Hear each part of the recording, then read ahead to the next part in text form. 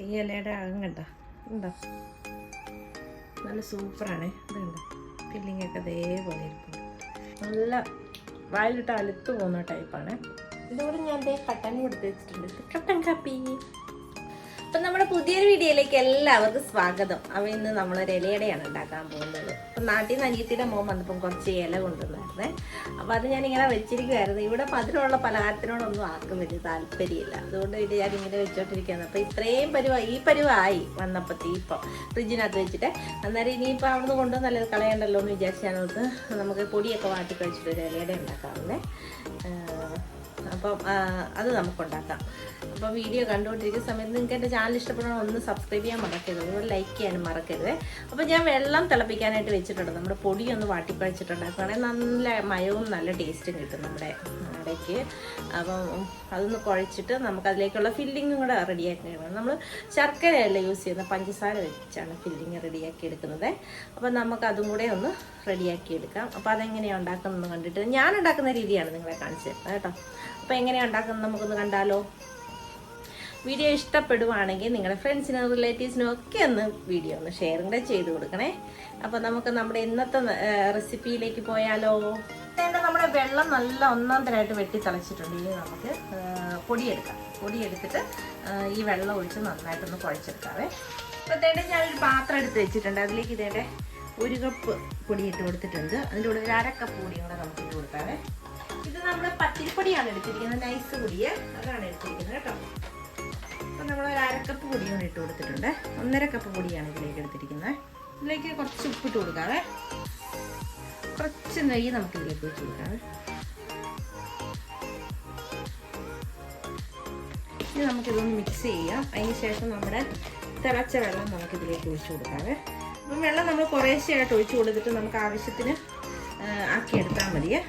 ഞാൻ സാധാരണ ഇങ്ങനെയാണ് ഇടിയപ്പത്തിനും അതുപോലെ തന്നെ അടയ്ക്കും നമ്മൾ ഉണ്ടയൊക്കെ ഉണ്ടാക്കത്തില്ലേ, അപ്പോൾ ഇങ്ങനെയാണ് ഞാൻ ചെയ്യുന്നത്. എനിക്കിതാണ് മറ്റേ രീതിയിൽ നമ്മൾ ഇത് കലക്കിയിട്ട് കുറുക്കിയെടുക്കുന്നതിലും എനിക്കിഷ്ടം ഇങ്ങനെ ചെയ്യുന്നതാണേ. ഇതാണ് എനിക്കൊന്നുകൂടെ എളുപ്പം.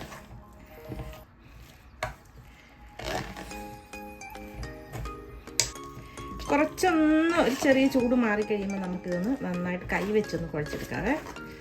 ഇപ്പം തൽക്കാലം ഈ രീതിയിൽ നമുക്കൊന്ന് കുഴച്ചെടുക്കാം. ഇനി ഇത് കുറച്ച് നേരം ഒന്ന് ഇരിക്കട്ടെ, നമ്മുടെ ഒന്ന് ചൂടാറി വരട്ടെ. ഉപ്പൊക്കെ കറക്റ്റാണേ. അപ്പോൾ നമുക്കിതൊന്ന് ചൂടാറി വരുന്ന സമയത്ത് നമുക്കിതിൻ്റെ ഫില്ലിംഗ് ഒന്ന് റെഡിയാക്കി എടുക്കാവേ. ഒന്ന് മൂടി വെച്ച് കൊടുക്കാം. അപ്പോൾ നമ്മളൊരു പാത്രം അടുപ്പത്ത് വെച്ച് കൊടുത്തിട്ടുണ്ട്. അതിലേക്ക് നമുക്ക് കുറച്ച് നെയ്യ് ഒഴിച്ച് കൊടുക്കാം.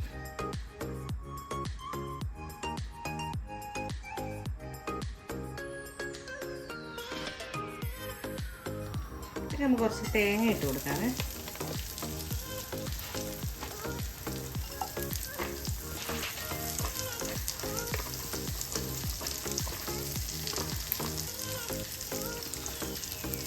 ഇതിലേക്ക് നമുക്കൊരു 2 ടേബിൾ സ്പൂൺ റവയും കൂടെ ചേർത്ത് കൊടുക്കാവേ.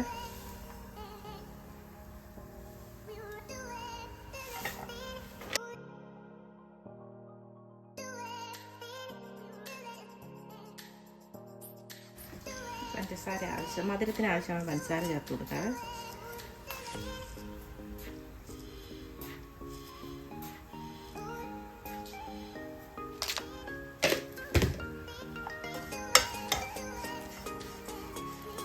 ഇതിലേക്ക് കുറച്ച് ഏലക്കാപ്പൊടി ചേർത്ത് കൊടുക്കണം. 1/4 ടീസ്പൂൺ ജീരകത്തിൻ്റെ പൊടിയെ.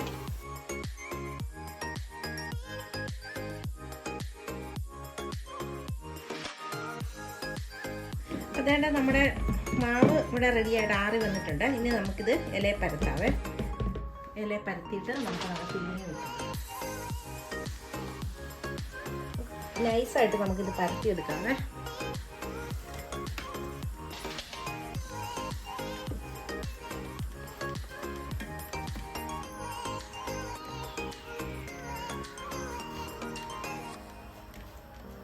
ഇത്തിരി കനവില്ല, തിന്നായിട്ട് പരത്തിയെടുക്കണത്.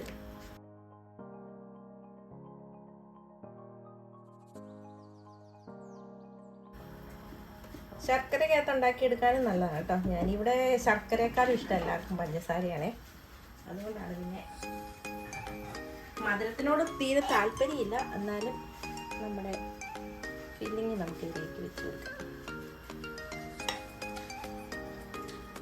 ഇത് ആറി കഴിയുമ്പോൾ ചെറുതായിട്ടൊന്ന് ഹാർഡാവുക. അപ്പോൾ ഇച്ചിരി വെള്ളം തളിച്ച് കൊടുക്കണം കേട്ടോ നമ്മുടെ ഈ ഇതിനകത്ത്, അല്ലെങ്കിൽ അത്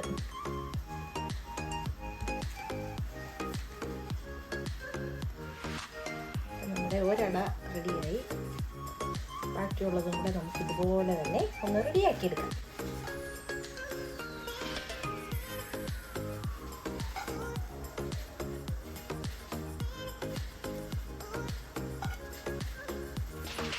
എല്ലാം ഞാൻ ഇതുപോലെ ഒന്ന് ഉണ്ടാക്കി എടുത്തിട്ട് കാണിക്കാവേ. അട ഉണ്ടാക്കിയിട്ടുണ്ട്. 6 മാവും അതിൻ്റെ ഫില്ലിങ്ങും ഉള്ളായിരുന്നു കേട്ടോ. ഇലയെ അത്രയും ഉള്ളായിരുന്നു. അപ്പം ഇനി നമുക്ക് ഇതൊന്ന് സ്റ്റീമറിനകത്ത് വെക്കാം. നമുക്കിനി നമ്മുടെ അട ഓരോന്നായിട്ട് വെച്ച് കൊടുക്കാം.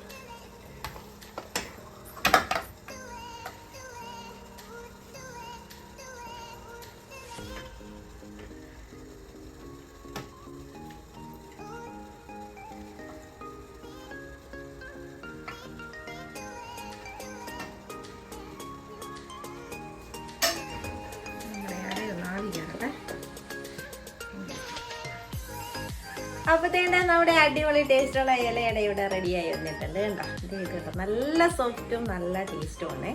നല്ല സ്മെല്ലൊക്കെയാണ് വരുന്നത്. കണ്ടോ, ഇതേ രീതിയിലാണ് നമ്മൾ ഇലയുടെ ഇവിടെ റെഡിയാക്കി എടുത്തിരിക്കുന്നത്. ഇനി ഞാനിത് തുറന്നിട്ട് കാണിച്ചു തരാം കേട്ടോ.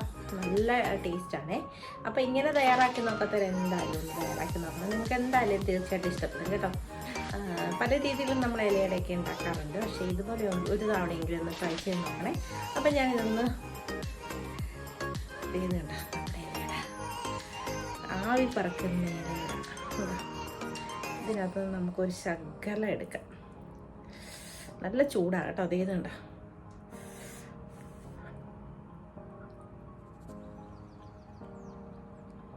നല്ല വായിലിട്ട് അലുത്ത് പോകുന്ന ടൈപ്പാണ്. കണ്ടോ, മധുരമൊക്കെ അവരവരുടെ ഇഷ്ടത്തിനനുസരിച്ച് ചേർത്തണം കേട്ടോ. ഇവിടെ എപ്പോഴും മധുരം കുറച്ച് മതി. അതുകൊണ്ട്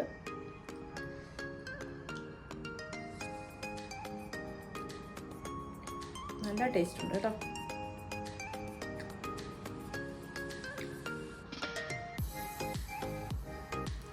ഒരു തവണയെങ്കിലും ഇതുപോലെ ഒന്ന് തയ്യാറാക്കി നോക്കണേ. കണ്ടോ, നമ്മുടെ ഫില്ലിംഗ് ഒക്കെ ഇരിക്കുന്നത് കണ്ടോ.